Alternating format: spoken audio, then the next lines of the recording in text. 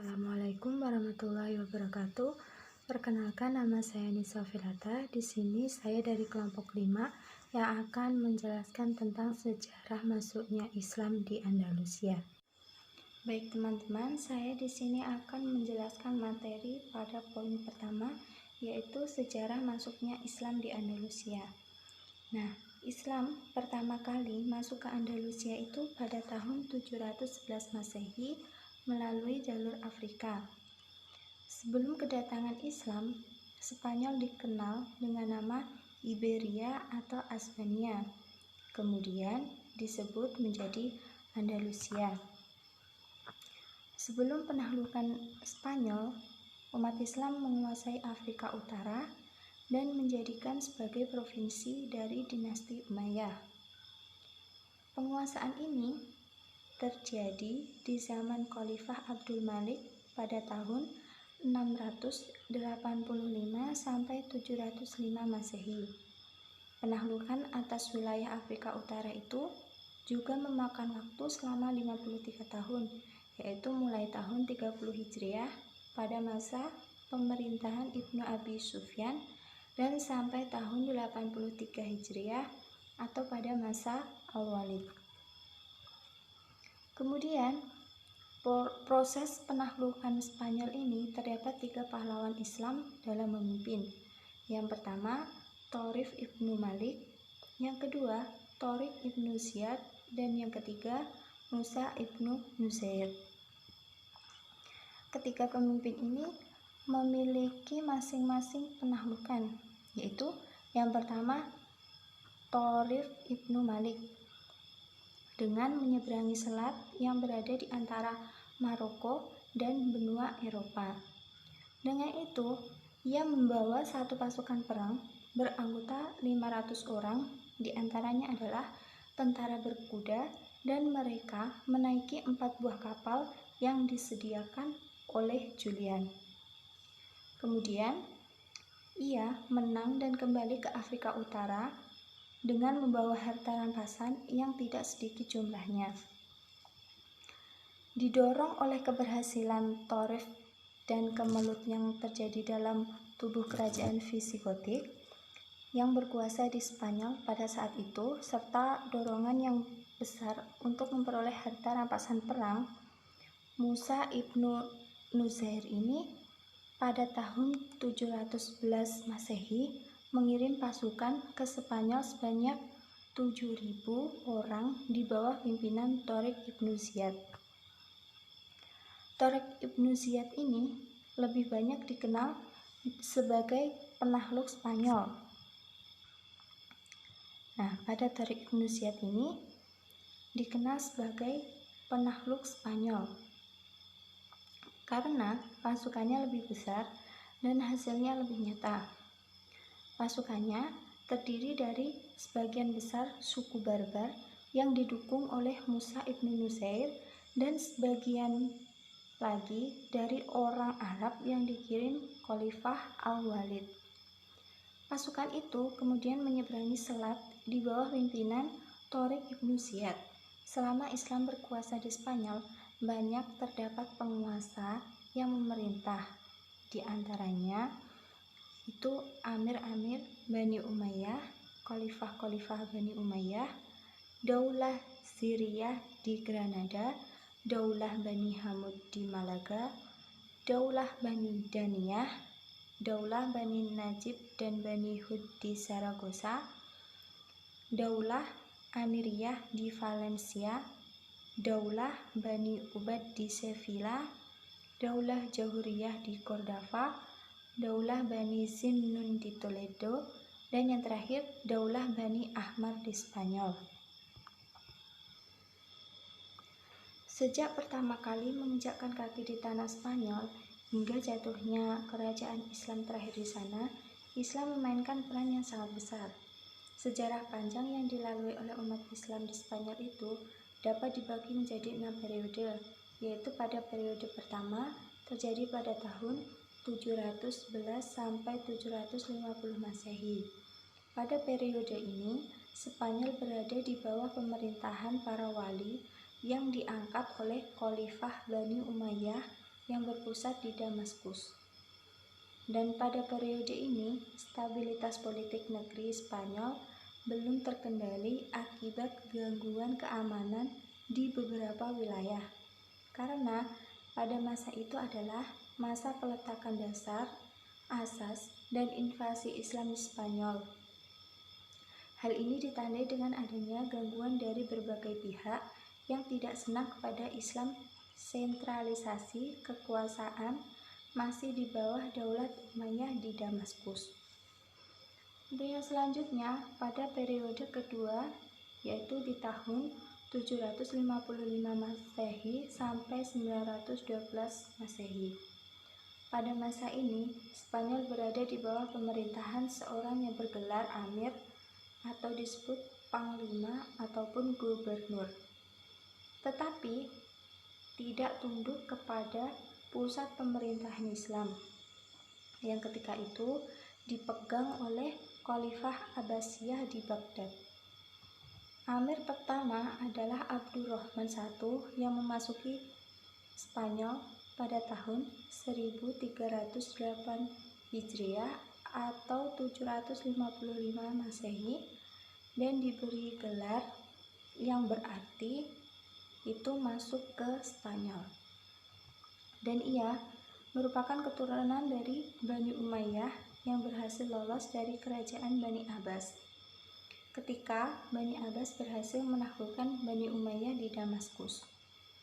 Untuk yang selanjutnya, itu pada periode ketiga terjadi di tahun 912 Masehi sampai 916 Masehi.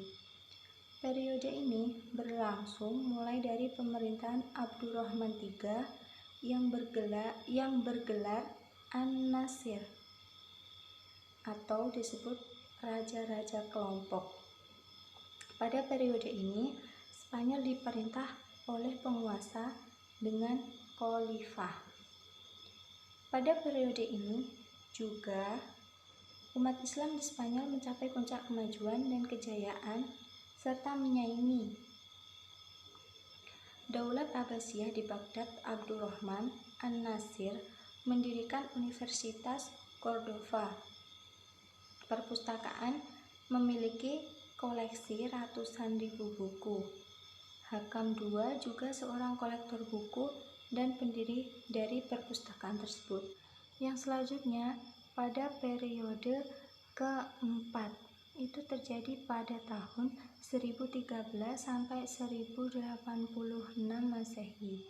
Pada periode ini, Spanyol terpecah menjadi lebih dari 30 negara kecil di bawah pimpinan raja-raja golongan atau yang berpusat di suatu kota seperti Seville dan Toledo. Selanjutnya, pada periode kelima, yaitu terjadi pada tahun 1086 sampai 1248 Masehi. Pada periode ini, Spanyol Islam meskipun masih terpecah dalam beberapa negara, tetapi terdapat satu kekuatan yang dominan, yaitu kekuasaan dinasti Morabitun pada tahun 1086 sampai 1143 Masehi dan dinasti Muwahhidun, yaitu pada tahun 1146 sampai 1235 Masehi. Dinasti Mubaritun pada mulanya adalah sebuah gerakan agama yang didirikan oleh Yusuf ibnu Tasifin di Afrika Utara. Pada tahun 1062 Masehi, ia berhasil mendirikan sebuah kerajaan yang berpusat di Marakesi. Yang terakhir, pada periode ke-6, terjadi pada tahun 1248 sampai 1492 Masehi. Pada periode ini, Islam hanya berkuasa di daerah Granada di bawah dinasti Bani Ahmad 1232 sampai 1402. Peradaban kembali mengalami kemajuan seperti di zaman Abdurrahman An-Nasir. Akan tetapi, secara politik, dinasti ini hanya berkuasa di wilayah yang kecil kekuasaannya. dan merupakan petahana terakhir di Spanyol. Untuk referensi yang saya gunakan dalam membuat mind mapping ini dari jurnal yang berjudul Studi Naskah Sejarah Islam yang dibuat oleh Rusniati. Untuk jurnalnya seperti ini.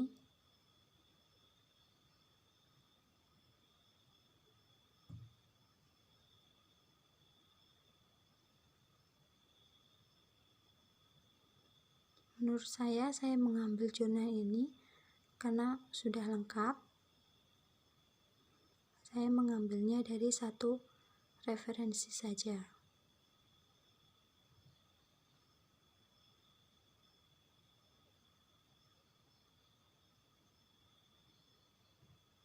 Atas waktu dan perhatian dari teman-teman, sekian materi yang dapat saya sampaikan. Apabila ada kurang lebihnya, saya mohon maaf. Dan untuk materi yang selanjutnya akan disampaikan oleh Putri Diah Ayu Pratiwi dan Satya Asifa Khairunisa. Cukup sekian yang dapat saya sampaikan. Wassalamualaikum warahmatullahi wabarakatuh. Assalamualaikum warahmatullahi wabarakatuh. Nama saya Putri Diayu Pratiwi. Di sini saya akan menjelaskan poin yang kedua, yaitu Andalusia di bawah pemerintahan dinasti Umayyah.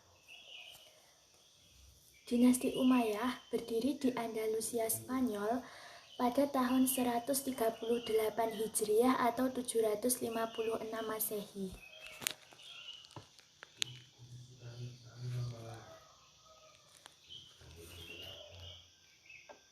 Sejarah kemunculan dinasti Umayyah di Andalusia secara spesifik dimulai dari lolosnya salah seorang anggota keturunan Bani Umayyah bernama Abdurrahman dari kepungan pasukan Bani Abbasiyah yang berhasil melakukan revolusi berdarah, menumbangkan dan mengakhiri kekuasaan dinasti Umayyah di Damaskus yang sudah berkuasa selama 90 tahun.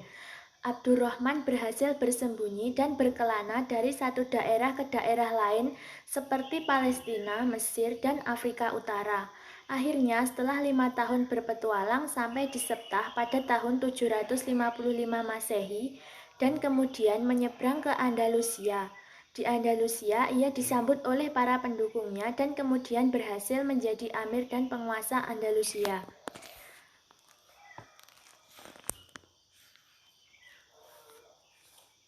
Dinasti Umayyah di Andalusia sudah berkuasa selama 275 tahun dengan 16 khalifah.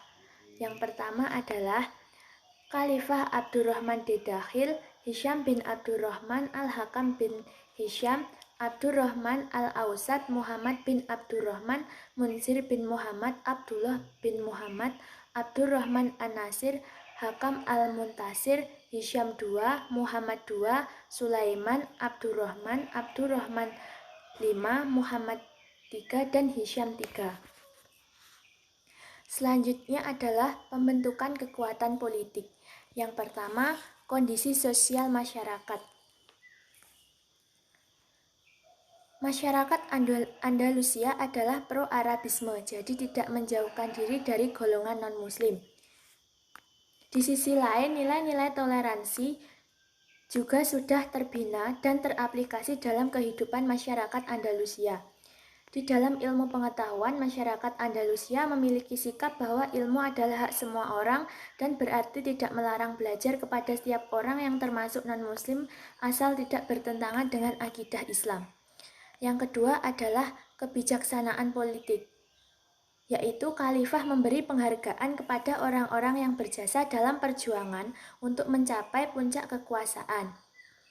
Dan yang ketiga adalah membuat organisasi pemerintahan negara, meliputi 1. An-Nidhamu al-Siyasi, An-Nidhamu al-Idari, An-Nidhamu al-Mali, An-Nidhamu al-Harbi, yang terakhir adalah An-Nidhamu al-Qadoi. Selanjutnya adalah faktor kemajuan ekonomi, yaitu lembaga-lembaga pemerintahan yang independen, Cordova sebagai pusat bisnis dan ilmu pengetahuan, reformasi agraria dan pembukaan pasar khusus, hubungan harmonis penguasa, pengusaha, dan ulama, dan perindustrian dan kelautan. Selanjutnya adalah faktor kemunduran ekonomi, yaitu kepemimpinan yang tidak berintegritas, kehadiran kelas sosial baru, dan diskriminatif terhadap golongan tertentu.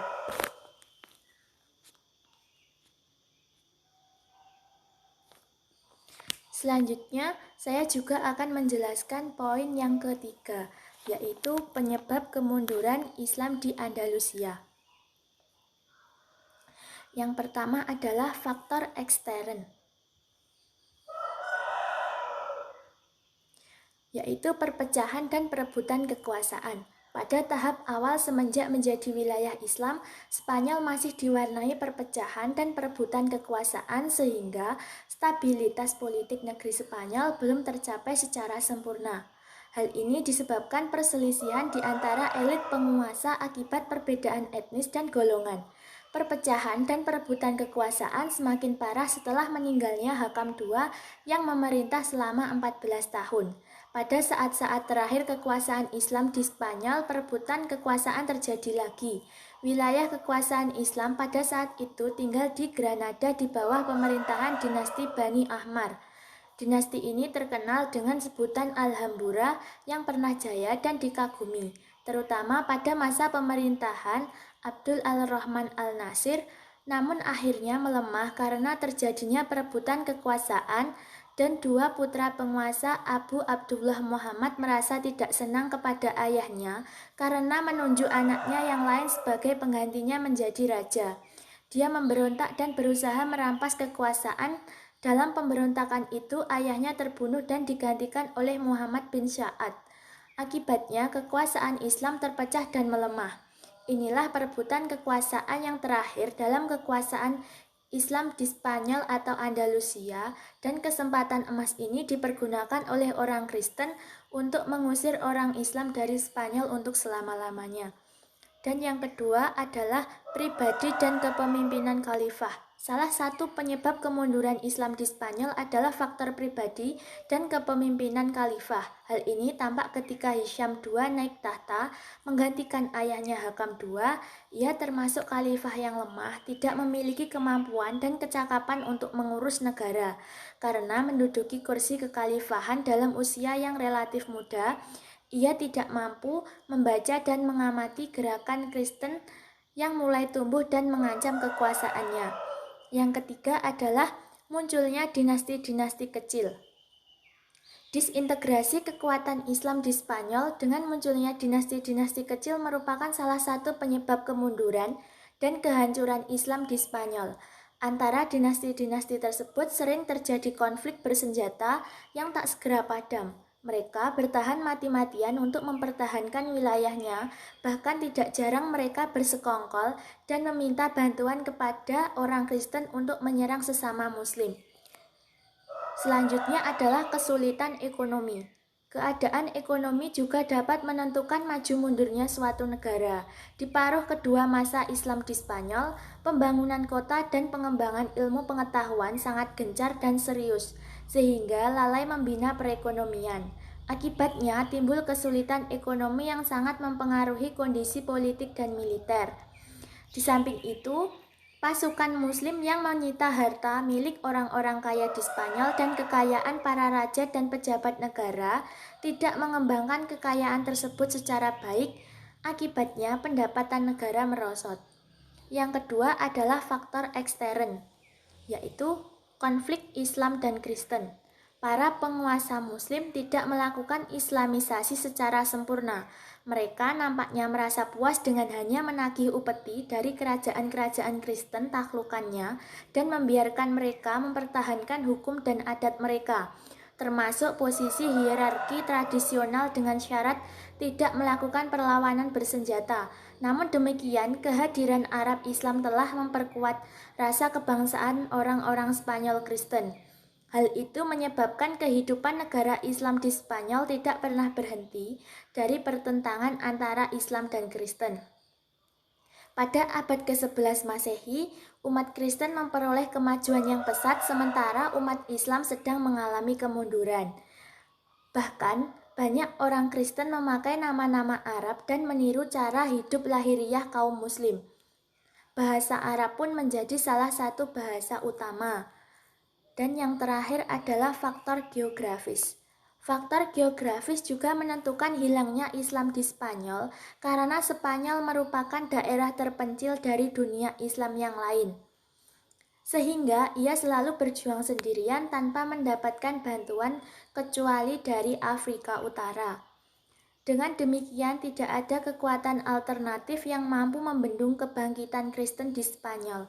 Selain itu, faktor iklim juga mempengaruhi sehingga orang-orang Arab sebagai pendatang tidak tahan mendiami daerah Spanyol yang iklimnya tidak cocok untuk mereka. Baiklah teman-teman, ini referensi untuk pembuatan map mapping yang saya buat.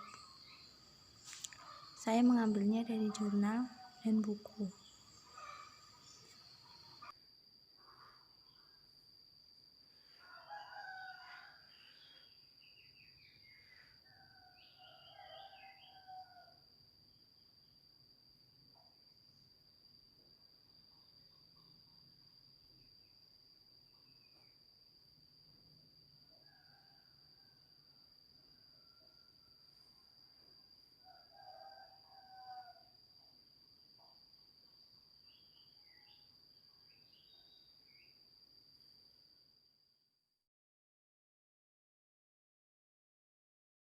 Assalamualaikum warahmatullahi wabarakatuh.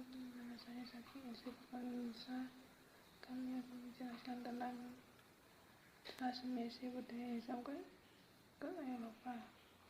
Sebelum bicara tentang transmisi budaya Islam di Eropa, mari kita ketahui satu menjelaskan mengenai transmisi pengetahuan ilmiah satu kultur ke kultur lainnya, di mana kultur dipahami terutama sebagai suatu wilayah merupakan satu gambaran mengenai gerakan produk ilmiah, yaitu berupa pemindahan teks-teks, konsep-konsep, teori-teori, teknik-teknik, dan seterusnya dari satu kultur tertentu. Karena transmisi seringkali disertai oleh perubahan tertentu, maka suatu pendekatan kinematik mesti mempertimbangkan fakta-fakta tertentu.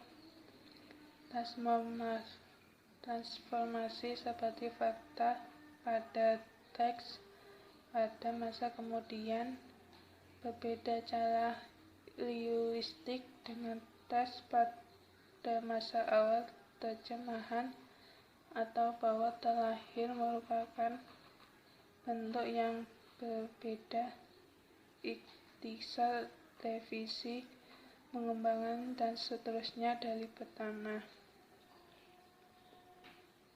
Dalam mengakses ilmu dan peradaban Yunani, para cendekiawan Muslim tidak sekadar mencatat dan menerjemahkan karya tersebut, melainkan mengomentari, memberi notasi, dan mengembangkannya ke dalam hasil-hasil penelusuran mereka sendiri.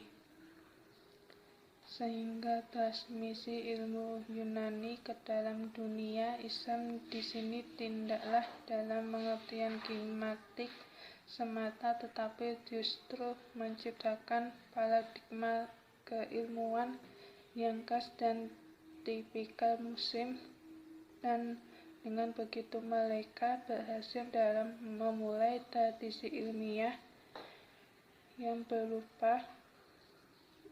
baru serta dalam bahasa yang baru pula.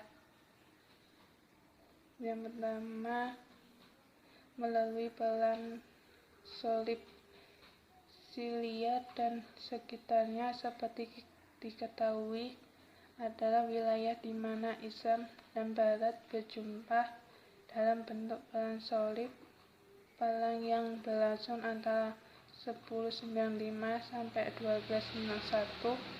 Ini sedikitnya punya pengaruh terhadap transmisi pemikiran dan sains Islam ke Barat. Kendati kemudian disadari bila pengaruh perang salib di sini tidaklah begitu intens, mengingat orang-orang yang datang sebagai pasukan salib adalah satria perang dan bukan ilmuwan. Di samping dua bentuk yang mengakibatkan terjadi transmisi pemikiran dan sains Islam ke Barat, tak sedikit historian melihat bila terdapat pula pengaruh kontak pribadi dalam proses itu. Pandangan ini berangkat dari satu kenyataan bahwa sejak penaklukan Syria, Mesir, dan Persia oleh ekspedisi Islam sejak Khalifah Umar bin Al-Khattab, tak sedikit orang-orang Kristen di Timur Bizantium menjalin kontak pribadi dengan orang-orang Islam. Yang kedua, melalui negeri Sicilia sebagai titik persetujuan dari dua lapangan kebudayaan, maka Pulau Sicilia teristimewa merupakan alat penghubung untuk meneruskan pengetahuan kuno dan pengetahuan abad pertengahan. Sebagian layaknya terdiri dari elemen Yunani yang berbahasa Yunani, sebagian dari elemen Muslim yang berbahasa Arab, dan suatu golongan sarjana yang paham akan bahasa Latin. Di wilayah ini, sains Islam, khususnya kedokteran, dipelajari di Salerno. Penerjemahan besar-besaran dilakukan terutama oleh Constantinus Africanus 1081 Masehi, yang beruntung menjadi murid seorang Arab.